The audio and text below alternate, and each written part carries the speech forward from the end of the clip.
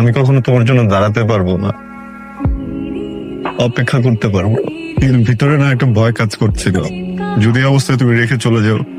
ভয়ে যোগাযোগ করতে পারিনি, সরি। I'm sorry.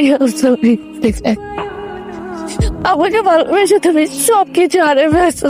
সরি, আমি কিছু দেখতাম না। সরি, কিন্তু তোমাকে আমি হারাতে দিব না।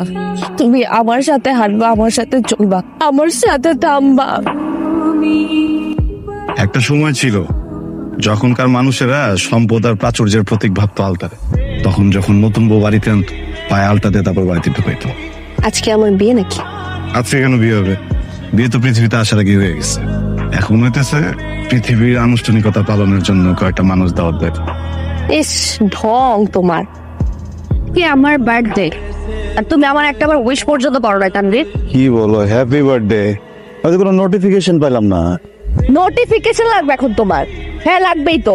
অন্য মেয়েদের তো বার্থডে তো উইশ করতে তো প্রোফাইলে তো ভরাই ফেলো, আর আমার তোমার নোটিফিকেশনও লাগবে। আচ্ছা ঠিক আছে, বার্থডে তো চলো আমরা সেলিব্রেট করি।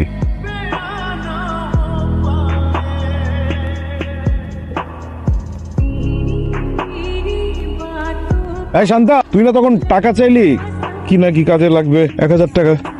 কে, রায়হান না? তানভীর। ও হ্যাঁ হ্যাঁ, তানভীর। হ্যাঁ, তুমি এখানে কি করো?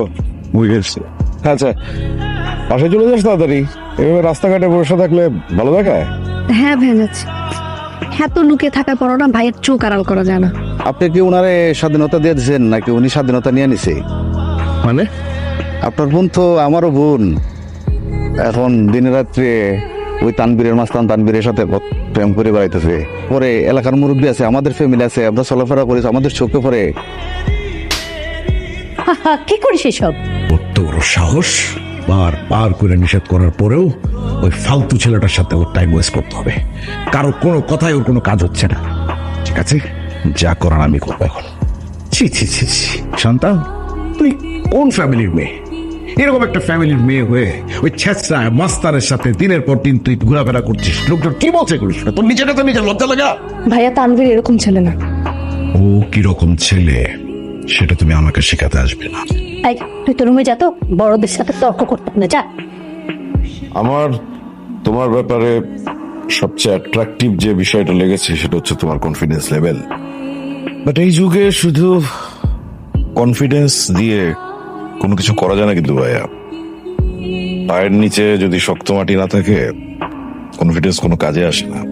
সো আমার মনে হয় তোমার নিজের লাইফ নিয়ে এখন কনস্ট্রাকটিভ কিছু ভাবা উচিত। আমার মনে হয় তুমি বেটার ব্যবসা ট্রাই করার চেষ্টা করতে থাকলে ইন দ্য মিন টাইম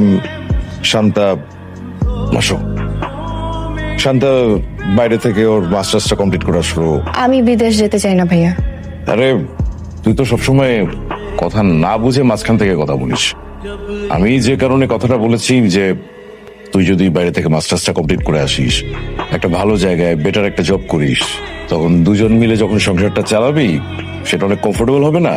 আমি তানভীরের যে কোয়ালিটিটা ইনভেন্ট করেছি সেটা হচ্ছে যে ওর কোনো কিছুতে লেগে থাকার একটা ক্ষমতা। তো গতকাল বিকেল আমার কাছে আসে এবং খুবই কনফিডেন্টলি আমাকে বলে যে ভাইয়া, আমি শান্তাকে বিয়ে করতে চাই। যদি না করে দিত? পালাই যেতাম। কি বড় বোকার মতো! হ্যাঁ, এই যুগে কেউ পালিয়ে বিয়ে করে নাকি? বরং বিয়ে করে পালিয়ে যায়। ভাইয়া খুব মজা করে কথা বলেন।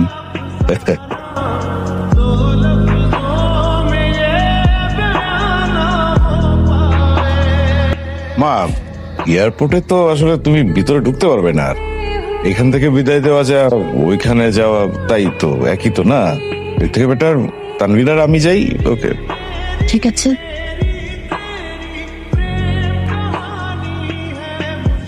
হ্যালো। কি করো? কি করি? ওই পড়ার চেষ্টা করি। ও আচ্ছা। আচ্ছা, তুমি কি আগের মতো মাস্তানি করো এখনো? মাস্তান? আমি মাস্তান ছিলাম কবে? আমি তো শুধু অন্যায় প্রতিবাদ করতাম। হইছে, অন্যায় প্রতিবাদ করতো। তুমি নিজেও অনেক অন্যায় করছো।